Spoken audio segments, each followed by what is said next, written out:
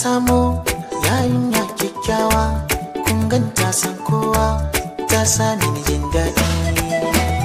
In ta fito kowa na ribibigun, kallon ta yi tarwa, jikinsu suna kauɗi. Oyoyoyo na samu ɗan yaro kyakkyawa, kun gansa san kowa, ya sani ni jin daɗi.